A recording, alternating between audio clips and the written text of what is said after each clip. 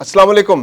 پاکستان اور سعودی عرب کے درمیان ہونے والے دفاعی معاہدے نے خلیج تعاون کونسل کے ممالک کو بھی اپنی جانب مائل کر لیا ہے۔ یعنی سعودی عرب کے جو پڑوسی ممالک ہیں، جو سعودی عرب کے ساتھ پہلے ایک معاہدے میں خلیج تعاون کونسل کے معاہدے میں ہیں، وہ بھی اب اس جانب مائل ہو رہے ہیں کہ وہ اس دفاعی معاہدے کا حصہ بن جائے۔ خواجہ آصف جو وزیر دفاع پاکستان کے، انہوں نے کہا ہے کہ اگر ہم سے اس بارے میں رابطہ کیا گیا تو کوئی بعید نہیں کہ ان ممالک کو بھی اس دفاعی معاہدے کا حصہ بنا لیا جائے۔ یہ بہت بڑی ڈیولپمنٹ ہوگی، کیونکہ یہ خلیج تعاون کونسل کے ممالک پہلے اپنے دفاع کے لیے صرف اور صرف امریکہ پر انحصار کرتے تھے، اور اب اسرائیل کی جانب سے پیدا ہونے والے خطرات کے بعد پاکستان کی اہمیت بہت زیادہ بڑھ گئی ہے۔ سعودی عرب نے تو پاکستان کے ساتھ معاہدہ کر لیا ہے، اب مزید 6 ممالک میں سے 5 ممالک پاکستان کے ساتھ دفاعی معاہدے میں شریک ہونے کے لیے خواہش مند ہیں۔ ان میں کویت شامل ہے، ان میں قطر شامل ہے، اس میں بحرین شامل ہے، اس میں عمان شامل ہے،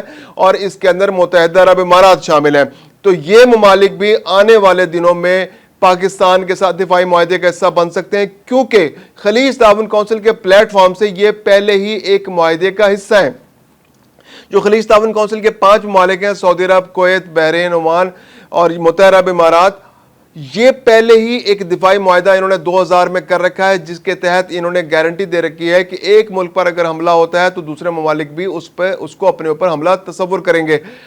اور سب سے امپورٹنٹ بات یہ ہے کہ ان ممالک کے درمیان اقتصادی تعاون بھی ہے اور کلچرل بھی یہ ایک ہی زبان بولتے ہیں، ان کی کلچر بھی ملتا جلتا ہے، اگرچہ ایڈمنسٹریٹولی یہ علیحدہ یونٹس ہیں، علیحدہ ممالک ہیں، لیکن ان کے بہت سارے معاملات نیٹو کی طرز پر طے کیے گئے ہیں۔ جیسے نیٹو میں جو شرائط ہیں کہ ممالک ایک دوسرے کے ساتھ ٹریول کر سکتے ہیں، تجارت کر لیتے ہیں، ایک دوسرے کے لیے خصوصی سہولیات، ان کی رعایتیں ہیں، اسی طرح یہاں پر بھی جو خلیج تعاون کونسل کے ممالک ہیں، ان کی ایک دوسرے کے ساتھ بہت ساری رعایات ہیں۔ جو اب سب سے بڑا مسئلہ سامنے آ رہا ہے کہ یہ خلیج تعاون کونسل جو ہے یہ امریکہ کے ساتھ تعاون میں بنائی گئی تھی، اور اس کے جو بنیادی نقطہ تھا وہ ایران کی دشمنی تھا۔ اب جب کہ ایران کے تعلقات سعودی عرب اور باقی خلیجی ممالک سے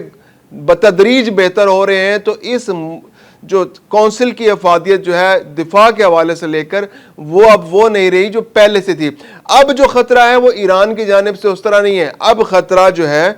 وہ اسرائیل کی جانب سے۔ قطر پر جب سے اسرائیل نے حملہ کیا ہے اس کے بعد خلیجی تعاون کونسل کے ممالک کے اندر بہت گھبراہٹ ہے، پریشانی ہے، کیونکہ انہوں نے اپنے سارے کے سارے انڈے جو ہے وہ امریکہ کی ٹوکری میں ڈال رکھے تھے کہ امریکہ ان کے دفاع کا انتظام کرے گا۔ اب امریکہ جو ہے اس نے خلیج تعاون کونسل کے ساتھ ایک تعاون کا ایک سلسلہ بنا رکھا ہے۔ تمام خلیج تعاون کونسل کے ممالک جو ہے وہ امریکہ کے ساتھ ایک ایگریمنٹ کی صورت میں ہے، تقریباً ایک ایگریمنٹ ہے جس کے تحت 40 سے 50 ہزار امریکی فوجی گلف کے اندر موجود ہیں۔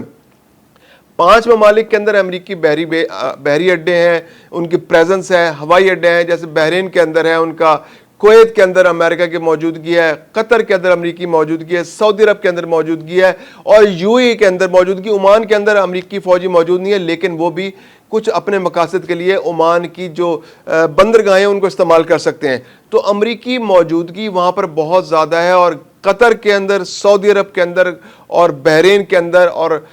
کویت کے اندر اور یو اے کے اندر 5 ممالک کے اندر 4 سے 5 ہزار اور بعض جگہ پر 9 ہزار امریکی فوجی موجود ہیں۔ اور یہ امریکی فوجی جو ہیں GCC ممالک کے ساتھ دفاعی معاملات میں ڈیل کرتے ہیں۔ اب وہ دفاعی معاملات یہ ہوتے ہیں کہ جو ان کا مشترکہ جنگی مشقیں جب ان خلیج تعاون کونسل کی ہوتی ہیں تو وہ امریکہ ڈیل کرتا ہے، جب کوئی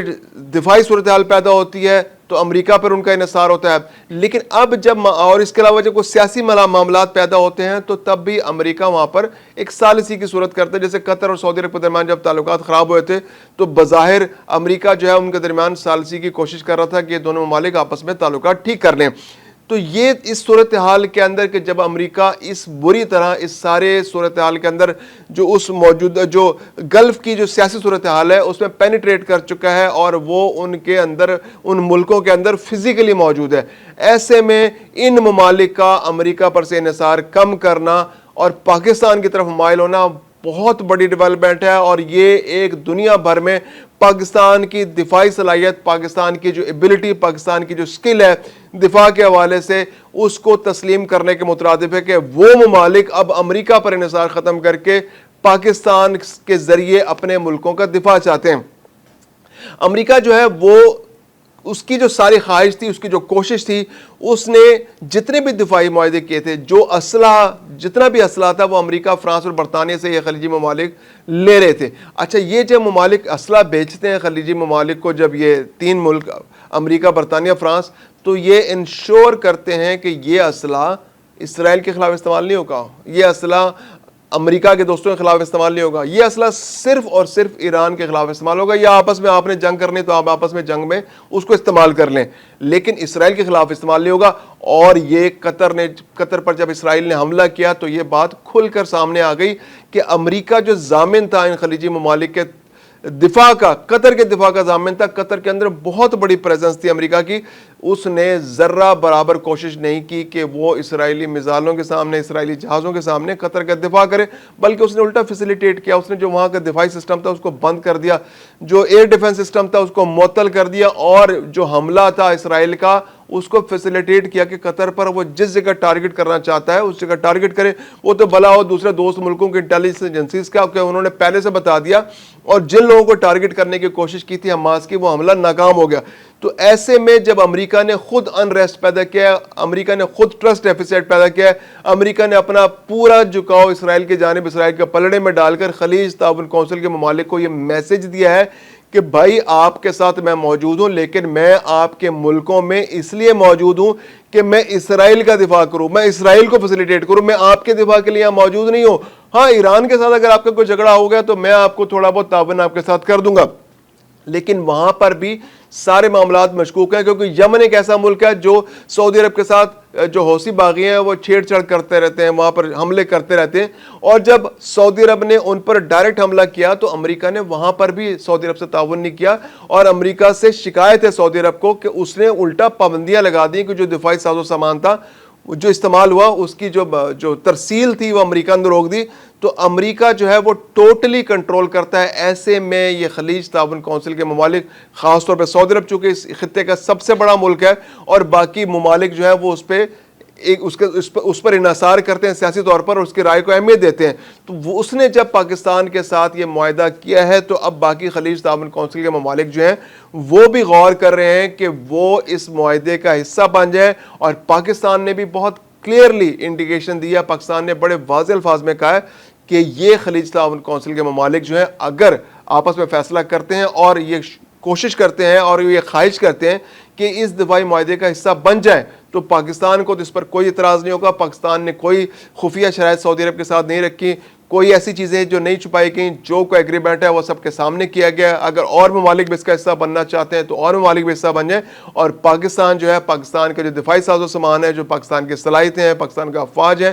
وہ سعودی عرب کے لیے دفاع کے لیے استعمال ہوں گی، اور ایٹمی جنگ کا کوئی خطرہ نہیں ہے، کیونکہ ایٹمی جنگ ہیروشیما اور ناگاساکی پر جو ایٹمی حملے ہو چکے وہ ہو چکے، اس کے بعد کوئی ایٹمی حملے نہیں ہوئے، اور آنے والے دنوں میں بھی ایسا کوئی امکان نہیں ہے کہ کسی ملک پر ایٹمی حملہ کیا جائے۔ تو پاکستان جو ہے خلیج تعاون کونسل کے ممالک کے ساتھ ہر قسم کے تعاون کے لیے تیار ہے۔ پاکستان نے کلیئر میسج دے دیا ہے، اور خلیج تعاون کونسل کے ممالک کے پاس بھی کوئی آپشن نہیں ہے کہ پاکستان کے ساتھ دفاعی تعاون کرے۔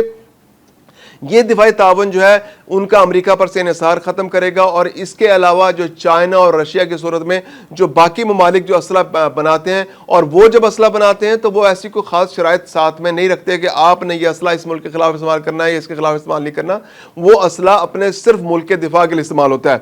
تو اگر اسرائیل سے خطرات جی سی سی ممالک کو ہو گئے ہیں، سعودی عرب کے علاوہ جو باقی ممالک ہیں، اور وہ سوچ رہے ہیں، تو یہ پاکستان کے